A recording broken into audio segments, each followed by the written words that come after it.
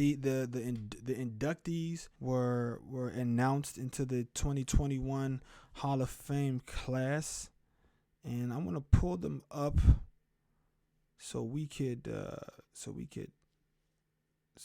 talk about the Hall of Fame class, because I have some I guess you could say interesting opinions on the 2021 class. You know, the one person, there are a couple of people, like old people, right? So we got Alan Faneca, Tom Flores, Bill Nunn, Drew Pearson. Those are like the old heads, right? Tom Flores, who was the coach for the Raiders, and I didn't even know this dude existed, bro.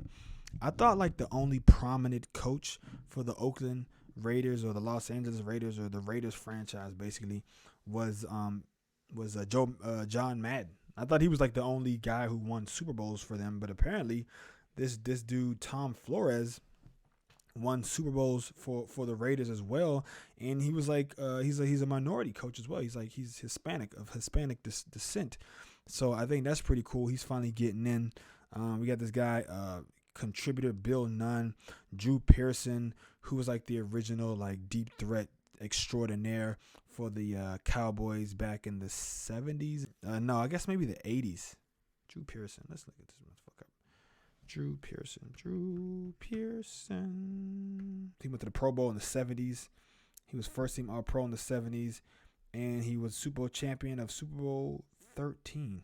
Damn, Super Bowl 13. Yeah, he played from Dallas from 73 to 83. So he played 10 years. Of course, we got the modern era guys like John Lynch, hard-hitting safety for the Tampa Bay Buccaneers, and, you know, Super Bowl champion with that great Buccaneers defense, that 2002 or 2003 all-time great Buccaneers defense. Him and Warren Sapp and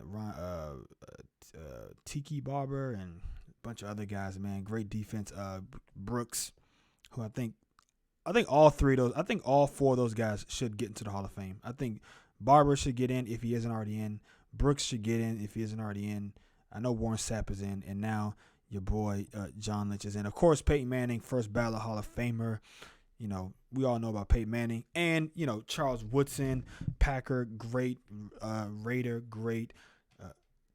Charles Woodson, I mean, he's also a first ballot Hall of Famer. But the one that really stands out to me is Calvin Johnson.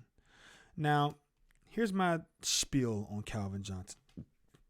I think the dude is an awesome, of course, all-time great talent. I mean, he definitely had an impact on the game of football in the sense that he was the first player, I want to say, to like have 2,000 yards in a season.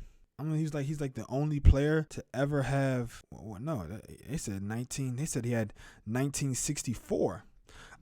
So he fell short. So this motherfucker didn't even have 2,000 yards in the season, bro. Man, and this is what I'm saying. Ultimately, what it comes down to is that I think Calvin Johnson's overrated. In that year that he had 1,900 yards, he only had 5 touchdowns. He had 83 total touchdowns in his career, 11,000 yards receiving total, 700 total receptions. Now, granted, he retired when he was 30 years old, and he probably could have played until he was like 35. I mean, Jerry Rice played until he was 40. T.O. played until his mid-30s. You know, Randy Moss played until his mid-30s. So, Calvin Johnson, he retired a little early for sure. I mean, he only played 1, 2, 3, 4, 5, 6, 7, 8. He played 9 years. Over the course of his career, he caught the ball at a 55%, bro. Man, I tell you what, man. I just think honestly, I think Calvin Johnson is a little overrated, man. Puda, you the GOAT, boy.